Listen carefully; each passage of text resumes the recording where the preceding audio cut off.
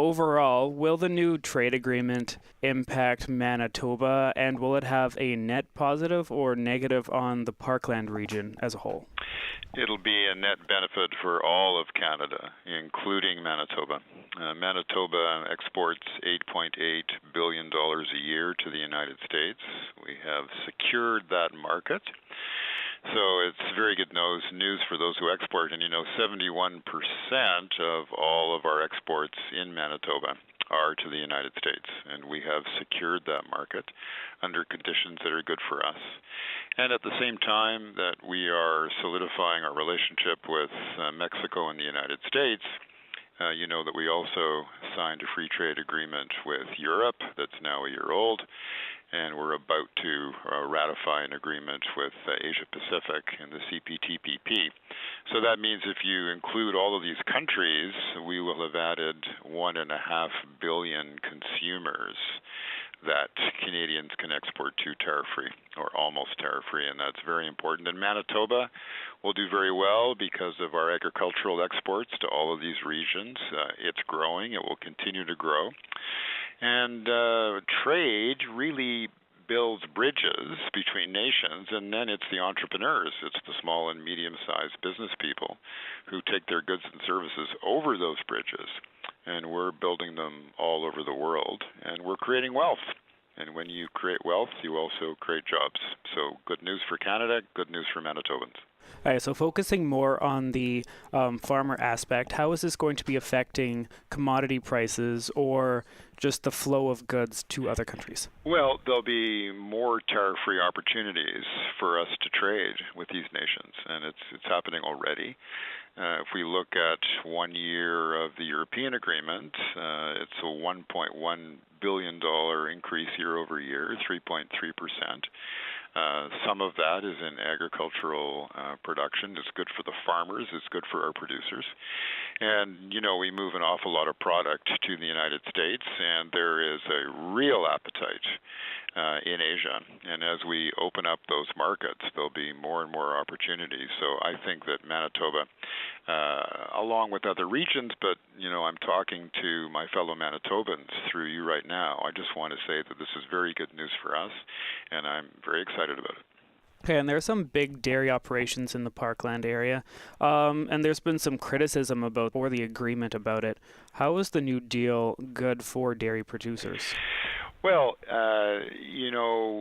there is a modest access issue. That is true, 3.59% in the deal with the United States and with Mexico. And as the Prime Minister has said, and Minister Freeland has echoed, and I do now to you and your listeners, any producers who are adversely affected by market share will be fully compensated. I mean, that is a commitment from the government, and we will deliver on that commitment. And Dauphin has a number of steel manufacturing businesses here. One is even opening up a facility in the United States. Mm-hmm. And the issue of tariffs is still coming up, and it wasn't really addressed in the New Deal. How is the government working to remove these kind of tariffs on steel? We're having a continuing conversation with the Americans about these tariffs. We think these tariffs are unwarranted. Who thinks that Canada is a security threat, a national security threat to the United States? I mean, we just don't think this is reasonable. In fact, it's unreasonable. So we continue to have serious conversations with Americans about these tariffs. We want them to be eliminated. You know that we retaliated with a dollar-for-dollar tariff, and nobody wants to get into that kind of tit-for-tat. It's not in anybody's interest. So we do know that the Americans understand our position and that we continue to negotiate with them. And we're hopeful that before too long, sensible brains will focus in on this and those tariffs will be eliminated. And I know one dealer here in Dauphin is talking about how prices for the farm equipment is going to be going up because of all this trade disputes. How will the New Deal, or what is the government doing to help reduce the increase of costs, I guess? Well, I don't think that there ought to be significant cost increases. I mean, we have maintained our access. The trade will flow back and forth. And in the case of steel and aluminum, if prices go up and people think that they have been disadvantaged, they can apply for remission. So there are options available, but we think that we will see in this new environment that things will stabilize, and that the access that we maintain to the American and Mexican markets at the same time as we open up new markets in Asia and Europe, that our producers will be just fine. And with the country of origin labeling, will there be any confusion about buying made in Canada products? Well, I hope not. We don't want confusion. We want clarity, and I know that the government will be as clear as it can be on what the rules of origin are.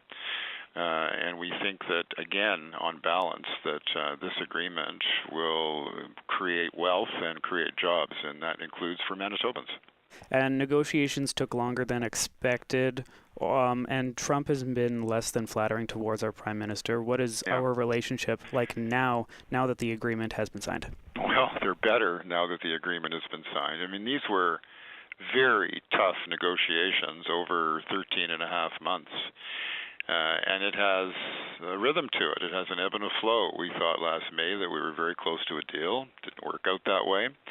But we also know, in quite a bit of experience with negotiating deals, and your listeners who are in business will know this too, that when you're facing a deadline, the bottom lines become much more apparent, and that was certainly true in this negotiation. So when all three parties knew that they were facing a deadline that mattered, their bottom line positions became clear, and we think that on balance, the deal was good for Canada, very good for Canada. So that's the way we see it. It was tough. We were dealing very often with an unpredictable situation, a volatile situation, but our negotiators were patient, and they were tough, and they refused to back away from those values and those issues that are most important for Canada. So I feel gratified by the patience and the wisdom and the tenacity that our negotiators showed from day one, and they didn't stop until the end, and at the end we did well. And my last question is there anything else you think the government wants to let the people in the parkland know about the new agreement? Well, I can tell you that I love the parkland. I just wish I had more time to be there. It's the most, can I say this, the most beautiful part of the province. And the diversity of the economy, the richness of the land, the generosity of the people, it's a great part of Manitoba. I love it. And it's also a very important part of Canada, and I think all of us in Manitoba can feel that we've done some pretty good work this week, and we should pause for a minute and celebrate it. All right. Well, thank you so much for taking the time for this. Thank you. It's a pleasure.